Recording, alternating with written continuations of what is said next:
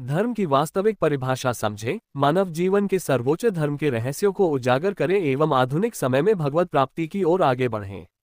आज के दौर में भौतिकवादी लक्ष्यों और सामाजिक दबावों के कारण धर्म को समझना और उसका पालन करना चुनौतीपूर्ण लग सकता है।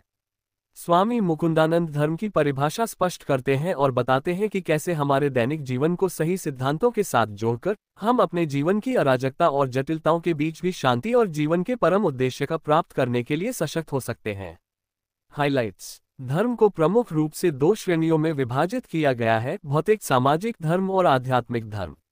अपने शारीरिक कर्तव्यों का पालन करना सामाजिक सद्भाव और व्यवस्था के लिए आवश्यक है, किंतु आत्मा का परम चरम उद्देश्य भगवान की सेवा करना और उनसे प्रेम करना है।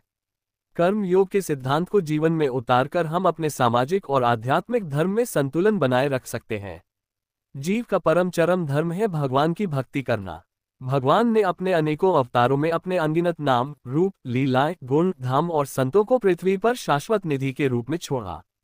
इसी निधि का उपयोग कर हमें स्वाभाविक रूप से अपने मानव जीवन के सर्वोच्च लक्ष्य तक पहुंच सकते हैं।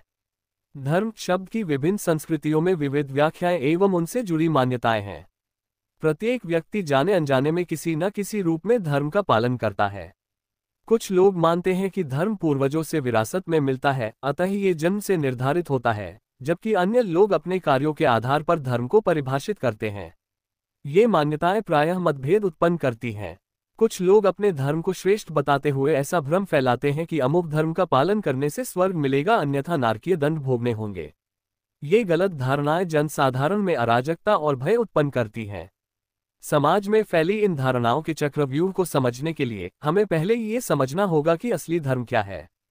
धर्म शब्द का अंग्रेजी में कोई सटीक पर्याय नहीं है, लेकिन इसका अर्थ प्राचीन शास्त्रों में गहराई से निहित है।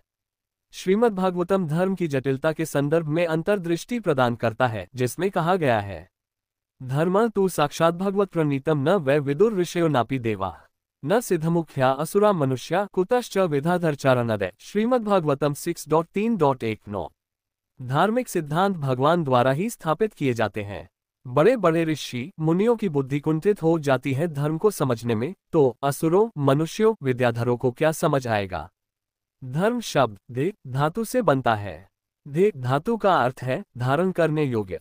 जो आचरण, विचार, उसूल, मूल्य और सिद्धांत धारण करने योग्य हो उसे हम धर्म कहेंगे। हिंदू धर्म में धर्म को प्रमुख रूप से दो श्रेणियों में विभाजित किया गया है: भौतिक सामाजिक धर्म और आध्यात्मिक धर्म। संतुलित और शांतिपूर्ण जीवन के लिए दोनों ही आवश्यक हैं और वे अलग अलग उद्देश्यों की पूर्ति करते हैं। धर्म का ये स्वरूप हमारी सांसारिक जिम्मेदारियों से संबंधित है। जब हम स्वयं को मुख्य रूप से शरीर मानते हैं, तब हम हमारे परिवार, समाज, राष्ट्र और इस संसार के प्रति उत्तरदायी होते हैं। इनके प्रति अपने कर्तव्यों का पालन करना सामाजिक सद्भाव और व्यवस्था के लिए आवश्यक है, किंतु ये हमें भगवत प्राप्ति की ओर नहीं ले जा सकते। इन कर्तव्यों को अपर धर्म कहा जाता है। प्राचीन हिंदू समाज में सामाजिक कर्तव्यों को वर्णाश्रम धर्म के अंतर्गत वर्गीकृत किया गया था, जिसमें मानव जीवन के विभिन्न चरण, आश्रम और सामाजिक व्यवस्था वर्ण के आधार पर विधि निषेधों को रेखांकित किया गया था।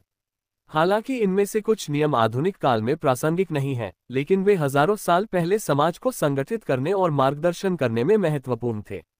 वर्णाश्रम व्यवस्था जन्म पर आधारित नहीं थी, अपितु व्यक्ति की स्वाभाविक प्रवृत्ति और क्षमताओं पर आधारित थी, जो जन्माधिकार से परे कर्तव्यों के महत्व को दर्शाती थी।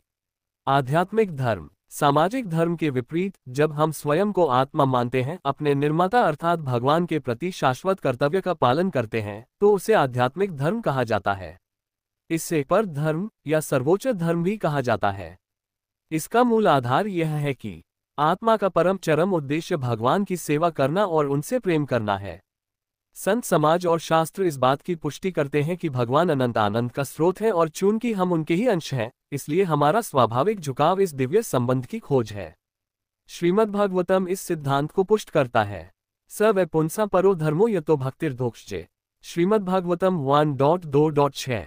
प्रत्येक आत्मा का सर्वोच्च धर्म सर्वशक्तिमान भगवान के प्रति निस्वार्थ और निर्बाध प्रेम पूर्ण भक्ति की ओर ले जाने वाले मार्ग का अनुसरण करना है।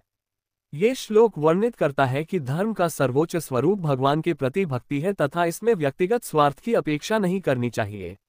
ऐसी शुद्ध, निष्काम भक्ति जीवात्मा को पूर्ण रूप से संतुष्ट करती है।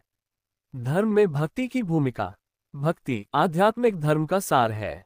यह मन को शुद्ध करती है और अंततः भगवत प्राप्ति की ओर ले जाती है। भक्ति से ही जीवात्मा अपने परम उद्देश्य को जानकर शाश्वत आनंद प्राप्त कर सकती है। आत्मा का आंतरिक गुण परमात्मा से प्रेम करना है। जैसे मिट्टी को मुट्ठी से छोड़ दिया जाए तो अपने आप धरती की ओर खींच जाती है। नदी अपने आप समुद्र से मिलने का रास्ता खोज लेती है। उसी प्रकार आत्मा भी परमात्मा के मिलन पर ही परमानंद प्राप्त करती है। रामायण में लक्ष्मण जी की भक्ति का उदाहरण उल्लेखनीय है, जब वे वनवास में भगवान राम के साथ जाने के लिए सभी सांसारिक कर्तव्यों का त्याग कर देते हैं। वे कहते हैं, गुरु पितु मातु न जनहु काहू कहहु सुभाव नाथ पतियाओ, मोरे सबाही एक तुम्हा स्वामी दीन बंधु और अंतरायमी। हे प्रभु, मैं किसी और को अपना गुरु पिता या माता नहीं मानता। मेरे लिए केवल आप ही मेरे स्वामी एवं सर्वस्व हैं। भक्ति का ये स्तर आध्यात्मिक धर्म का शिखर है, जहां जीवात्मा भगवान को अपना शाश्वत आश्रय मानती है।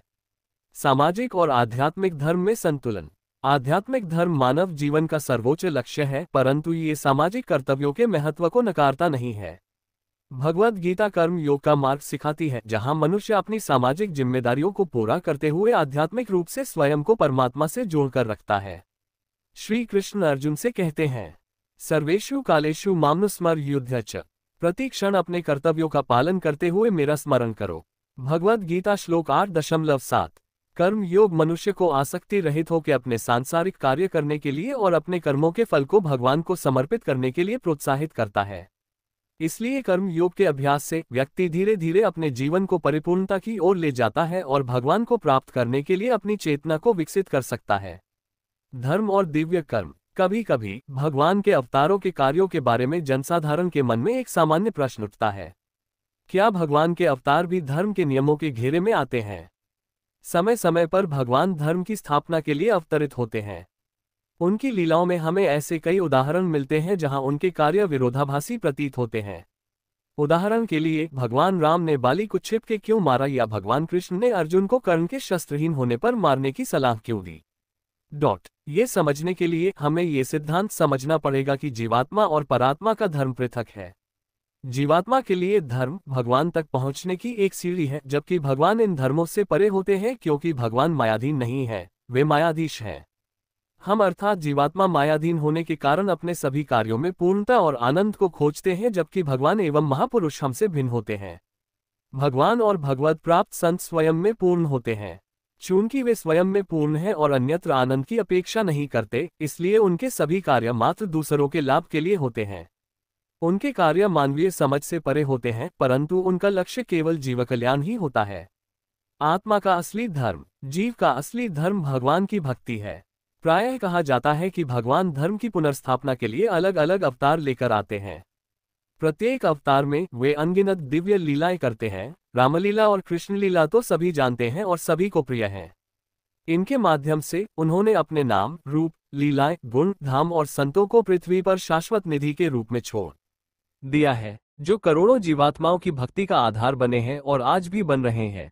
ये निधि हमें स्वाभाविक रूप से हमारे मन को ईश्वर में लीन करने का साधन बनकर हमारे हृदय में भक्ति की सिंचाई करती है। मन जिस पर विचार करता है उसके गुण ग्रहण कर लेता है। इसलिए जब हम अपना मन भगवत विषय में लगाएंगे तो हमारा मन पावन होगा और हमारे जीवन का कल्याण होगा। इस प्रकार पर धर्म की पूर्ति कर हम मानव जीवन के सर्वोच्च लक्ष्य भगवत प्रेम की प्राप्ति कर सकते हैं।